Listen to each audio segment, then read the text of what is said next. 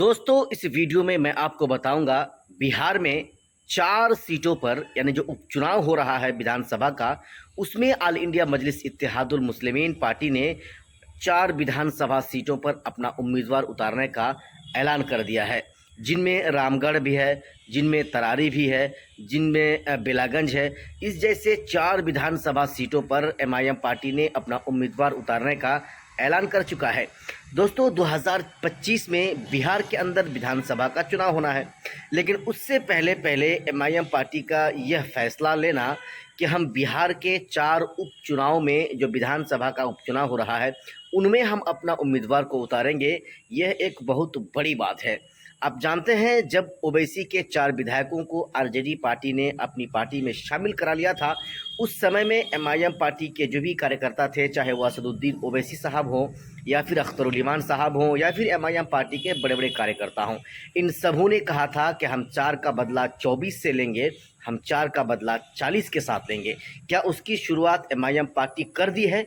क्या उसकी शुरुआत एमआईएम पार्टी के जो कार्यकर्ता हैं, चाहे वो अख्तरुल इमान साहब हों, चाहे आदिल साहब हों, इश्तियाक साहब हों, इंजीनियर आफ्ताब आलम साहब हों, क्या इन लोगों की तरफ से जो है उस बदले का जो उन लोगों ने जो ऐलान किया था, क्या वो बदला लेना शुरू कर दिया है? हालांकि गोपालगंज विधानसभा में एमआईएम पार्टी वहां पर भी जो उपचुनाव हुआ था उसमें भी अपना उम्मीदवार उतार कर जो है ये फैसला दिखा दिया था एमआईएम पार्टी वालों ने कि हम छोड़ने वाले नहीं हैं, हम छोड़ने वाले में से नहीं हैं। जी हाँ, आप सही सुन रहे हैं। मैं इसलिए आपको कह रहा हूँ कि एमआईएम पार्टी की तरफ से बिहार विधानसभा चुनाव को लेकर के उनके कार्यकर्ता सक्रिय हो चुके हैं और मजबूती के साथ कदम को आगे बढ़ा रहे हैं। वो इसलिए बढ़ा रहे हैं, एमआईएम पार्टी जानती है कि बिहार में जब 2020 में विधानसभा का चुनाव हुआ था उसमें असदुद्दीन ओवैसी के जो उम्मीदवार थे उनमें 5 लोगों को, 5 शख्सों को, 5 उम्मीदवारों को यहाँ के लोगों ने जिताकर बिहार विधानसभा के अंदर भेजने का काम किया था। ये बात अलग है कि ये सभी यानी चारों के चारों विधायक अख्तरुल इमान साहब को छोड़कर सब आरजेडी पार्टी में जाकर शामिल हो गए हों, ये बात अलग है। लेकिन जो लोगों का प्यार था, लोगों की जो मोहब्बत थी, वो अभी भी बरकरार है। अभी भी लोग चाहते हैं कि लोग ओवैसी के जो भी उम्मीदवार होंगे उसको वे लोग खुलकर वोट करेंगे। लेकिन 2025 आने में थोड़ा समय है, उससे पहले पहले महाराष्ट्र में भी विधानसभा का चुनाव का ऐलान हो चुका है। 20 नवंबर यानी अगले महीने 20 नवंबर को महाराष्ट्र में विधानसभा का चुनाव होना है और फिर 23 नवंबर को चुनाव की गिनती भी होनी है। वैसे ही दोस्तों झारखंड में भी विधानसभा का चुनाव होना है और झारखंड में भी उसी 23 दिसंबर को ही वोटों की गिनती होनी है। कुल मिलाकर एमआईएम पार्टी की तरफ से महाराष्ट्र में भी उम्मीदवार उतारने का ऐलान कर दिया गया है और झारखंड में भी उम्मीदवार उतारने का ऐलान कर दिया गया है। कितनी सीटों पर जो है उम्मीदवार को उतारेगी एमआईएम या कितने उम्मीदवार को चुनावी मैदान में उतारेगी, ये तो जैसे जैसे समय करीब आएगा वैसे वैसे हमारे और आपके सामने क्लियर होता जाएगा। लेकिन जिस चीज़ को मैं आपको बताने की कोशिश कर रहा हूँ कि तेजस्वी यादव का एक संकट का बादल जिसे आमतौर पर कहा जाता है वो उनके सर पर मंडराने लगा है।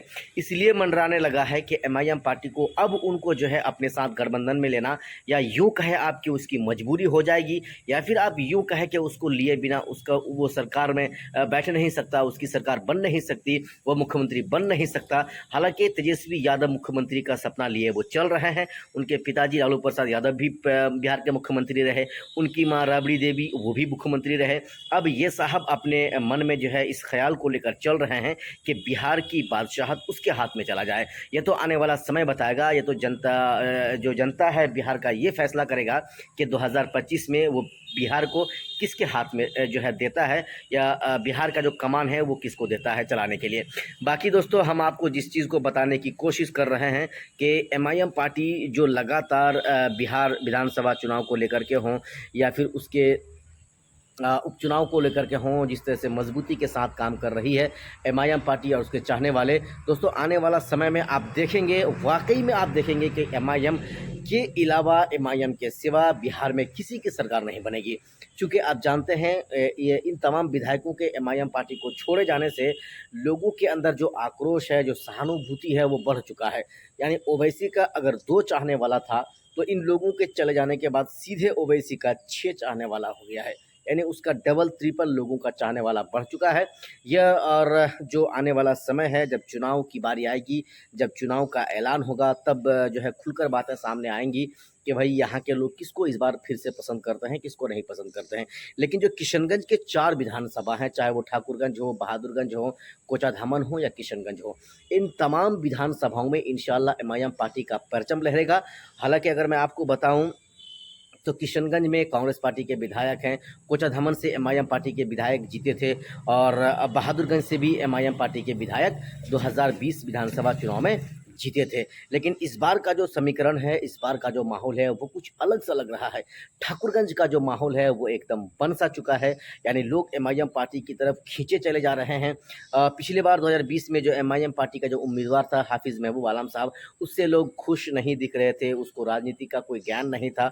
लोगों से कैसे चलना है, लोगों को कैसे अपनी टीम में शामिल करा कर लेकर उसके साथ कंधा से कंधा मिलाकर चलना है, ये सारी चीज़ें हैं, छोटी-छोटी चीज़ें हैं, जो आम तौर पर एक नेता के अंदर होना चाहिए, जो उनके अंदर नहीं था। और यही वजह है कि जो कार्यकर्ता हैं एमआईएम पार्टी के, वो उससे नाराज़ थे, नाखुश थे और फाइनली ये देखा गया कि वो चुनाव हार भी गए। लेकिन सम्मानजनक वोट तो उनको भी मिला था, लेकिन सम्मानजनक वोट से काम नहीं चलने वाला है, चुनाव जीतना है।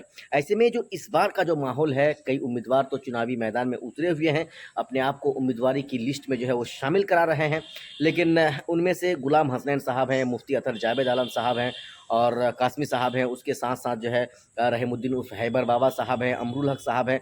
इन तमामों की तरफ से मेहनत पुरज़ोर तरीके से किया जा रहा है। जैसे-जैसे समय करीब आएगा, वैसे-वैसे इनसे सारी चीज़ें हमारे और आपके सामने आ जाएँगी कि एमआईएम पार्टी इस बार 2025 में ठाकुरगंज विधानसभा से किसको उम्मीदवार बना रही है। बाकी दोस्तों, आपने हमारा इस पूरा वीडियो को देखा, आपको देखने के साथ-साथ क्या लगा कि जिस तरह से जो उपचुनाव होने जा रहे हैं विधानसभा का, बिहार के अंदर चार विधानसभा सीटों में एमआईएम अपना उम्मीदवार उतारने के बारे में सोच रही है, ऐलान कर दी है एमआईएम पार्टी।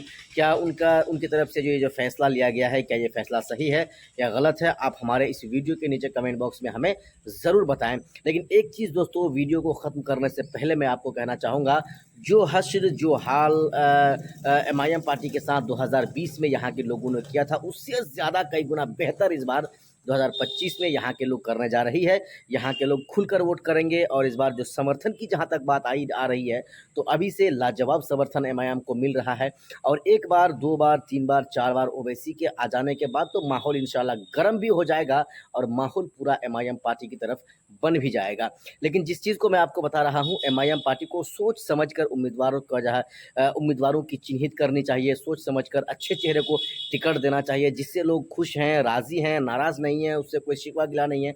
ऐसे लोगों को चिन्हित करके उनको टिकट दिया जाए, उनको चुनावी मैदान में उतारा जाए, ताकि फिर जो चुनाव में जो समीकरण होगा, जब लोगों के वोट करने की जब बारी आएगी, तो लोग खुलकर उनको वोट करें और दायाँ-बायाँ, आगे-पीछे कुछ ना सोचें, सिर्फ़ एमआईएम को वोट करें, सिर्फ़ एमआईएम को वोट करें, सिर्फ़ ओवैसी को वोट करें, तब जाकर एमआईएम पार्टी को यहाँ पर कामयाबी मिल सकती है। नहीं तो फिर अगर सोच समझकर एमआईएम पार्टी टिकट नहीं देगी, तो फिर वही हाल होगा जो उनके साथ ठाकुरगंज में खास करके 2020 में हुआ था। बाकी बहुत जल्द मिलेंगे, तब तक के लिए जय हिंद, खुदा हाफ़िज़।